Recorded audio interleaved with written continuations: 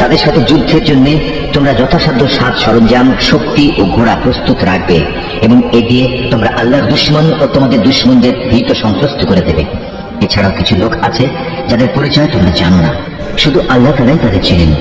আল্লাহ তাআলার পথে তোমরা যা কিছুই ব্যয় করবে তার পুরোপুরি প্রতিদান তোমাদের পরকালে আদায় করে দেওয়া হবে এবং তোমাদের উপর বিন্দু মাত্র জুলুম করা হবে না।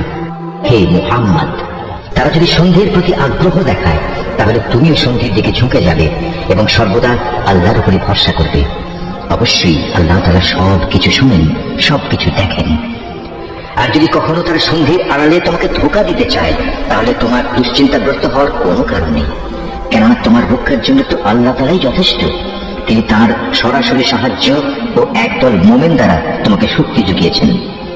আল্লাহ তাআলা এই মোমেনদের দিলকে পারস্পরিক ভালোবাসা ও সম্প্রীতির বন্ধনে আবদ্ধ করে দিয়েছেন। অথচ তুমি যদি দুনিয়ার যাবতীয় সম্পদ এর পেছনে ব্যয় করতে, তবু তুমি এই মানুষদের দিলকে ভালোবাসার বন্ধনে আবদ্ধ করতে পারতে না। কিন্তু আল্লাহ তাআলা এদের মাঝে প্রীতি স্থাপন করে দিয়েছেন।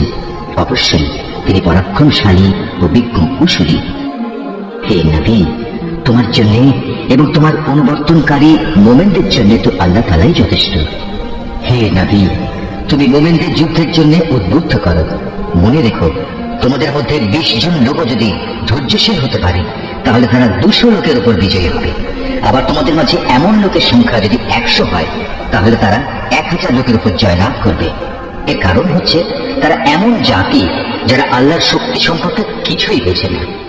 এই নিশ্চয়তা দ্বারা এখন আল্লাহ তাআলা তোমাদের উপর থেকে উদ্বেগ ও দুশ্চিন্তার বোঝা হালকা করে দিয়েছেন। যেহেতু তিনি এই কথা জানেন তোমাদের মধ্যে কিছু দুর্বলতা রয়েছে, অতঃপর তোমাদের মধ্যে যদি 100 ধৈর্যশীল মানুষ থাকে তাহলে তারা 200-র উপর বিজয়ী হবে। আবার যদি থাকে তোমাদের 1000 ধৈর্যশীল ব্যক্তি তাহলে তারা আল্লাহ তাআলার হুকুমে বিজয়ী হবে 2000 লোকের উপর। জেনে রেখো, আল্লাহ তাআলা ধৈর্যশীলদের সাথেই রয়েছেন। কোন নবীর পক্ষেই এটা শোভা পায় না যে তার কাছে বন্দীদের আটক রাখবে যতক্ষণ পর্যন্ত সে জমিনে রক্তপাত ঘটাবে এবং আল্লাহর শত্রুদের নিপাত না করে দেবে।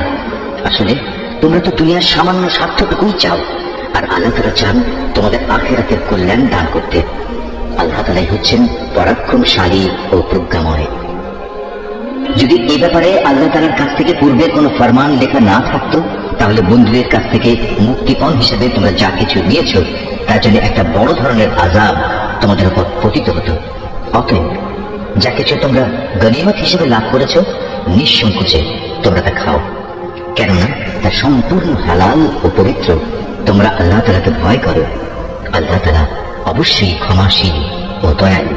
হে নবী, তোমার হাতে যেসব বন্দী রয়েছে তাদের তুমি বলো, আল্লাহ তাআলা যদি তোমাদের দিলে ভালো কিছু গ্রহণের যোগ্যতা আছে বলে জানতে পান তাহলে তিনি তোমাদের ঈমানের এমন এক কল্যাণ দান করবেন যা তোমাদের কাছ থেকে মুক্তিপণ হিসেবে গৃহীত সম্পদের চাইতে অনেক ভালো, এবং তিনি তোমাদের গুনাহসমূহ মাফ করে দেবেন। আল্লাহ তাআলা ক্ষমাশীল ও দয়াবান।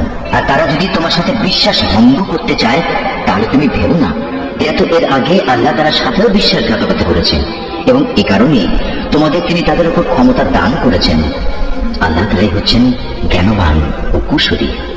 নিঃসন্দেহে যারা ঈমান এনেছে এবং এই ঈমানের জন্য হিজরত করেছে, নিজেদের জান মাল দিয়ে আল্লাহর পথে জিহাদ করেছে এবং যারা মুহাজিরদের আশ্রয় দিয়েছে ও তাদের সাহায্য করেছে, তারা সবাই পরস্পরের বন্ধু।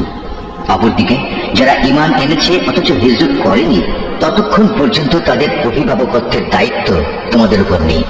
তবে কখনো যদি তারা একান্ত দ্বীনের খাতিরে তোমাদের কাছে কোনো সাহায্য চায় তাহলে তাদের সাহায্য করা তোমাদের কর্তব্য। তবে তা যেন এমন কোন সম্প্রদায়ের বিরুদ্ধে না হয় যাদের সাথে তোমাদের কোন রকম চুক্তি রয়েছে। বস্তুত তোমরা যা কিছু করো আল্লাহ তাআলা সব কিছুই দেখেন। যারা কুফরি করেছে তারা একে অপরের বন্ধু। তোমরা যদি একে অপরকে সাহায্য করার সে কাজটি না করো তাহলে আল্লাহর এই জমিনে ফিতনা ফাসাদ ও বড় ধরনের বিপর্যয়ের সৃষ্টি হবে। যারা ঈমান এনেছে, এই ঈমানের জন্য হিজরত করেছে, নিজেদের জান মাল দিয়ে আল্লাহর পথে জিহাদ করেছে এবং যারা এই হিজরতকারীদের থাকার জায়গা দিয়েছে এবং তাদের সাহায্য করেছে, মূলত এরা সবাই হচ্ছে সত্যিকারের মুমিন। এদের জন্য আল্লাহ তাআলার পক্ষ থেকে ক্ষমা ও উত্তম জীবিকার ব্যবস্থা রয়েছে। আর যারা পরে ঈমান এনেছে, হিজরত করেছে এবং তোমাদের সাথে জিহাদ করেছে, তারাও তোমাদেরই অন্তর্ভুক্ত।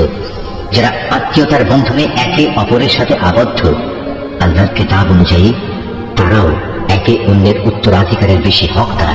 নিশ্চয়ই আল্লাহ তাআলা সব ব্যাপার জানেন।